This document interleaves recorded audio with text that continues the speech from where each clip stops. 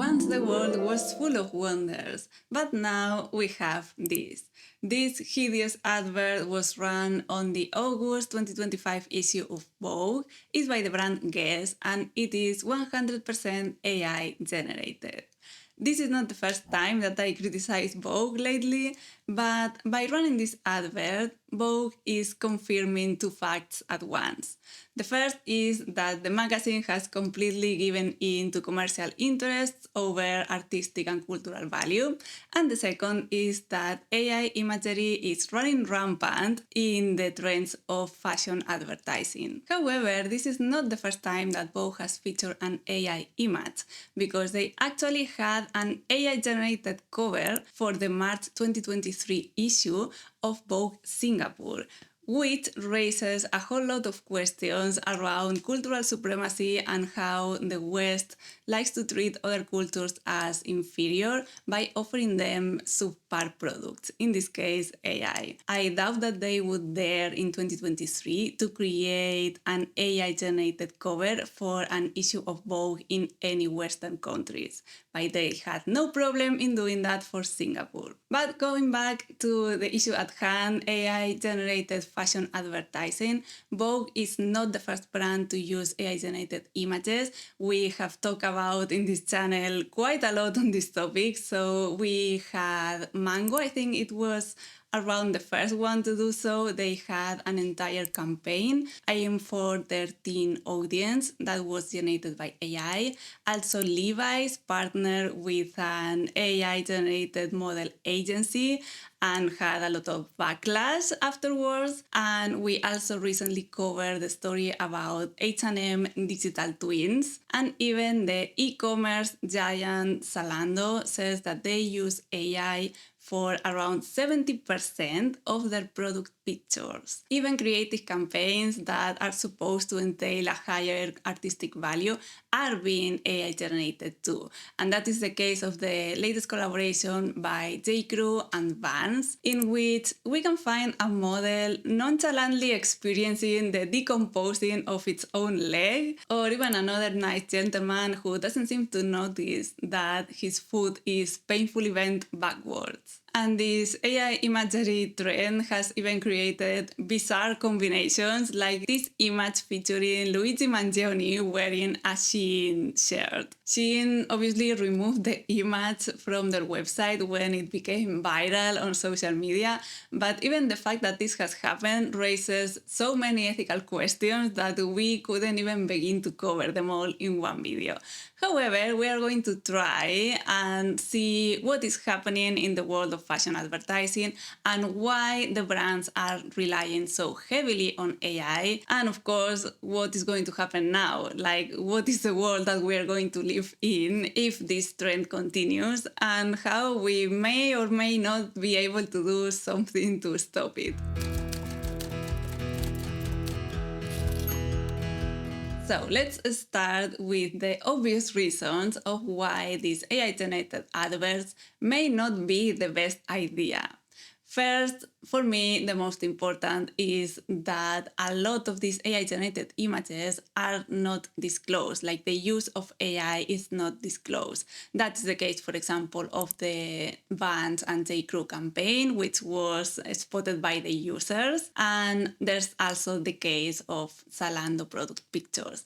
Even in Mango's case, they label their AI-generated images on the website, but when they released their first AI-generated campaign, the product pictures weren't clearly labeled. Like, I went to the website in the video where I covered this topic, and there was absolutely no indication on the product pictures that they weren't real, basically. In the case of the advert featured in Vogue, it has a small text on the side saying produced by Serafin Valora on AI. However, the full campaign for Guess also included other images that are used as decoration, for example, in Guess shops, and those have no label saying that they are AI generated. So why is that a problem? Well, if a beauty brand is advertising a mascara and they are using fake lashes in the advert, they are required to inform the consumers that that is the case. So in the same way, I believe that fashion brands should inform the consumer when they are advertising a product or using any kind of product images that don't depict a real model and don't even depict a real product for that matter. Because when we are shopping online, we rely on these product pictures to have an educated guess about what is going to be the fit of the garment or even the quality of the garment, the fabrics, and all those details. So if we don't know that what we are seeing is not real, we don't know when we are playing Russian roulette with our shopping. Also, if a brand is using AI-generated product images and consumers are buying based on that, but they don't depict the product accurately, that would lead to an increased number of returns. And returns are an environmental disaster because they not only entail a higher carbon emissions when they go back and forth, but also a lot of fashion brands don't really resell the products that are being returned because the time and the manpower required to prepare that product again to make it part of the circulation, it's not worth it for them. So a lot of the times the products go straight to landfill. And this is important because sustainability should be a priority for everyone in any case, in any aspect of our lives, because we are all living in the same planet with finite resources, unless until Elon Musk finally goes to Mars and leave us the fuck alone. But we should be very mindful and very conscious of when we implement a new tool in the workflow, in this case AI,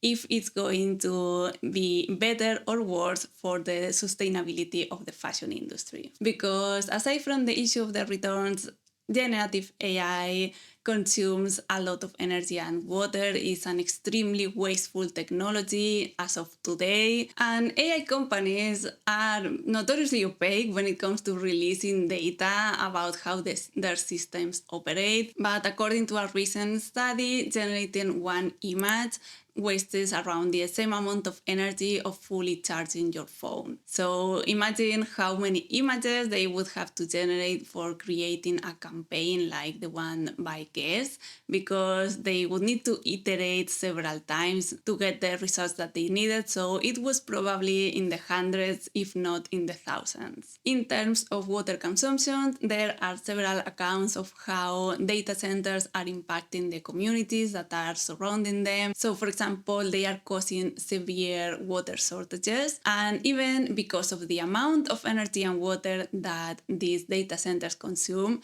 the cost for these utilities is going up rapidly in a lot of different parts of the world. So if your electricity bill has suddenly gone up, maybe it's because you have a data center in your state. So for me, there is no ethical use of generative AI until this environmental problem has been solved. Like, we shouldn't be depriving people of drinking water to create a couple of images for a fashion brand. And of course, there are other effects of using AI images for advertising that have a lot to do with our mental well-being, because some years ago we were protesting because some brands were using excessive Photoshop and they were creating unrealistic beauty ideals and all that. So now that we are using models that are not even real, how unrealistic are those beauty standards? And the worst part is that all these artificial beauties look very, very similar to each other. For example, if we go to the Instagram of Serafin Valora, the AI agency that created the advert for Guess, all the images are eerily similar. Like, it looks almost like the same person with different makeup and different hair. I scrolled for a while on that Instagram and I could find around 2 black models and 1 Asian model. and 0 plus size models. But don't fret, because Serafin Valora has an answer to all that. They said on an article by the BBC that they are not creating unattainable beauty standards, that they are just creating what the public wants to engage with, and that they cannot create plus size models with AI because the technology is not advanced enough. So the technology capable of creating deep fakes of pretty much everything and everyone right now apparently cannot go past a US size 12. That's the excuse. Don't blame Serafin Valora, blame AI. However, there are some brands that claim that their use of generative AI was specifically to promote diversity. And that is the case of Levi's, which we also talked about in a video a long time ago. So apparently they wanted to promote diversity when they collaborated with La La Land, an AI model agency founded by 2 white men.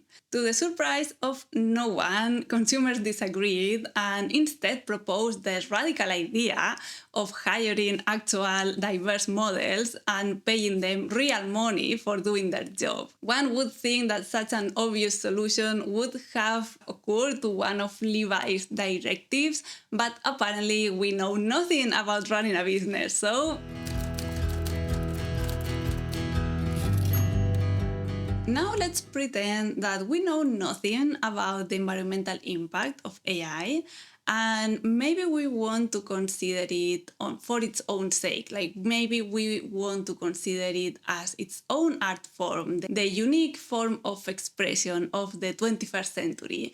So maybe Vogue is not surrendering themselves to the capitalist interest, and instead what they are doing with this advert is pioneering this new form of art. For me, it's difficult to regard generative AI as its own art form mainly because it's literally built on stolen property. But even if we dismiss that small detail, there is the question of what exactly is generative AI doing that separates it from the already existing forms of art.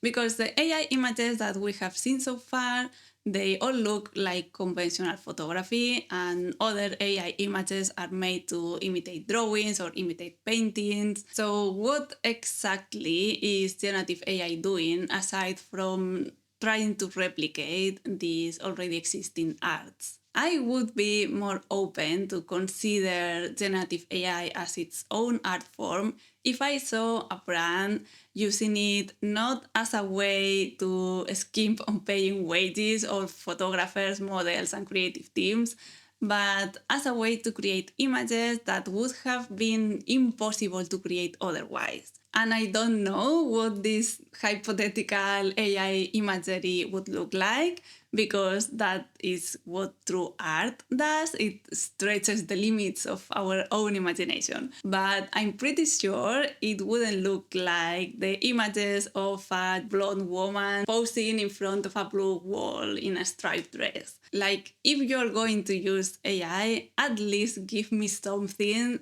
that is hard to do with conventional photography. Like, give me elaborate storytelling and magical settings and like unicorns or something. But then, like, even those things we are able to do with conventional photography. Like, for example, there are artists like Christy Mitchell, who is a photographer that creates these beautiful images full of world building and fantastical settings and details, and are super intricate.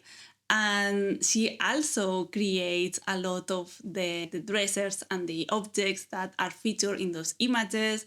So, like, when seeing all that, I don't know what AI can add. So for me, if AI enthusiasts want to justify their use of generative AI as a way to unleash their creativity without the boundaries of the material world, being creative in the first place could help. So that's why for me it's difficult to be sold on the idea of generative AI as its own art form, because it's really copying what human creators already could do, but just cheaper and with the added benefit of stealing from artists and destroying the environment in the process. I've also seen on social media the argument that small brands who may not have the money to pay for photographers and creative teams may be excused from using generative AI. And I actually couldn't disagree more. Like, the investment that you are going to make in photography as a small brand is probably the best or one of the best investments that you could make. And I say that as someone who has run her own lingerie brand for several years with almost zero budget. But the thing where I spent the most, aside from materials, was specifically photography, because I knew that having a photographer, model, and makeup artist that could translate my vision could actually build my brand image in a way that it couldn't be done otherwise. And it was expensive, but it wasn't exorbitantly expensive. And I don't regret it at all. Like, I think it was a big part of why my brand was successful in the beginning, because it had a very clear and very polished visual identity. And even if your budget is super, super low, you could even go to local photography schools where you can find like up and coming photographers that are able to offer you lower rates because they are building up their portfolio. So the excuse that you don't have the money for photography if you are a small brand, I don't believe that. And actually, the money that you spend on photography is so small compared to the rest of the costs of launching a brand that if you cannot afford that, you cannot afford launching a brand. Paying for a production run is several times more expensive than paying for a photo shoot. So if you are going to cut corners at every step, if you are going to create like lower quality products because you can only afford the cheapest of the cheapest factory, the cheapest materials, and you are not going to even pay for your product photography, like, don't create a brand.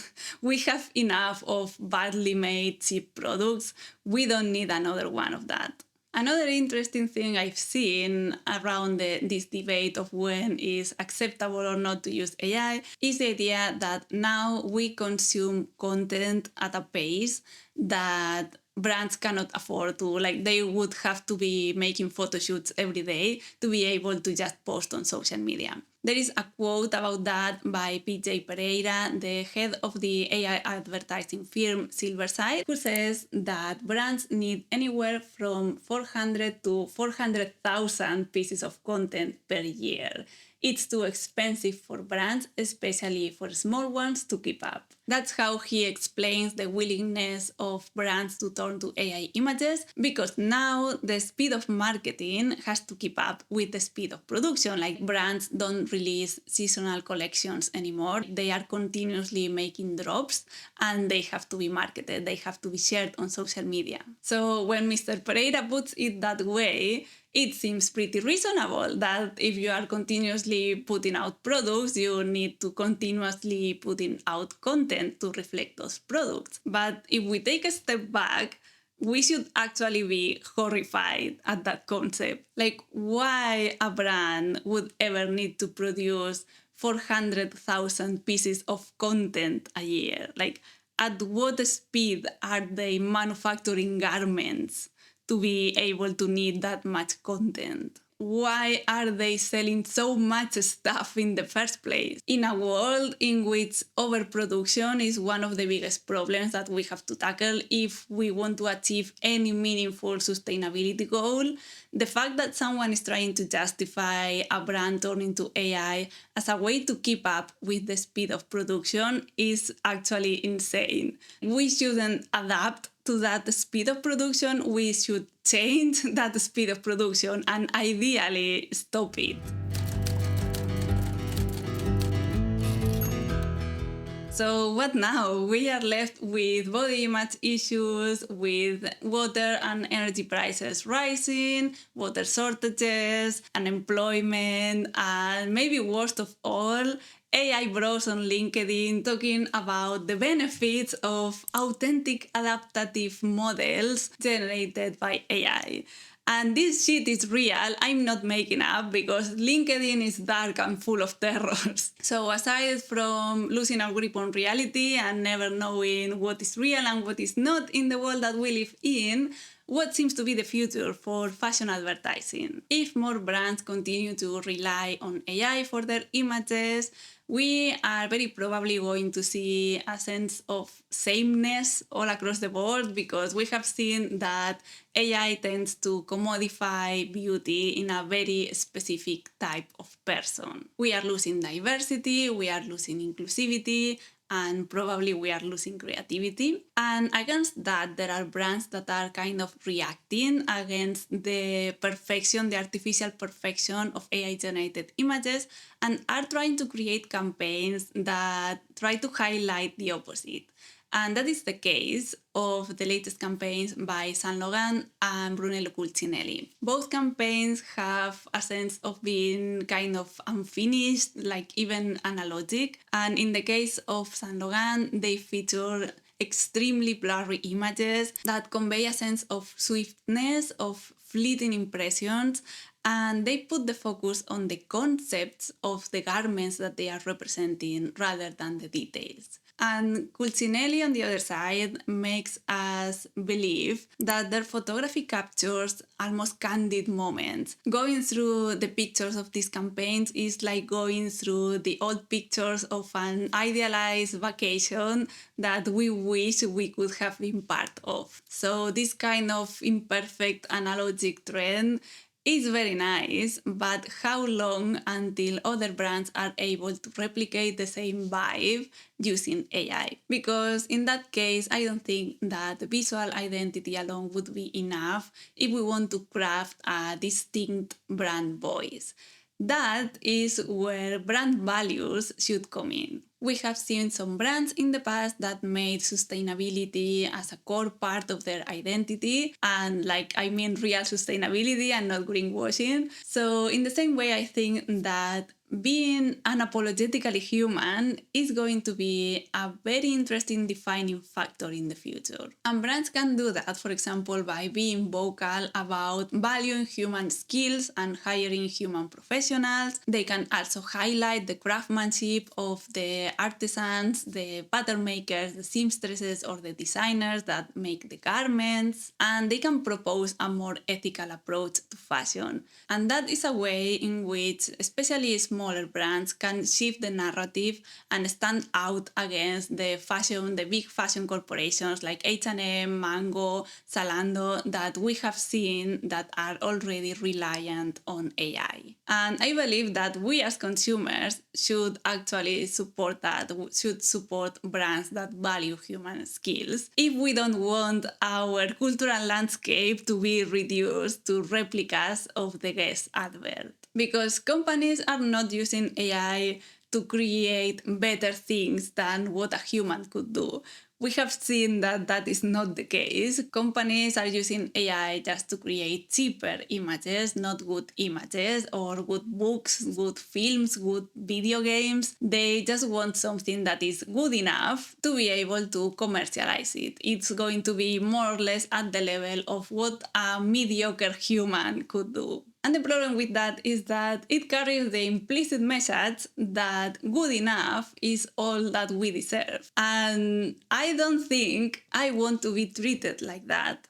I want to live in a world in which I can enjoy the full extent of human expression. I want to read interesting books that change my life and be able to look at clever advertising and watch films that I would remember for years to come. If we are just given the mediocre version of all that, we are missing out on so much. Imagine if Guess, instead of creating an AI-generated advert, would have hired a photographer like Christy Mitchell. Imagine open the pages of Vogue and seeing one of the beautiful images of Christy Mitchell. We would have art literally at our fingertips. And that is what democratizing art should be. and it's not what generative AI is doing. So I'm going to leave you with that thought for a bit of lighthearted conversation. Like, what kind of world do you think that we deserve? And what can we do to get it? What can we do to protect it from the mediocrity of AI? I want to hear your thoughts on all this. Like, I always like to read the comments. So I hope this was as interesting for you as it was for me. I hope you have a lovely rest of your day and see you soon in the next video.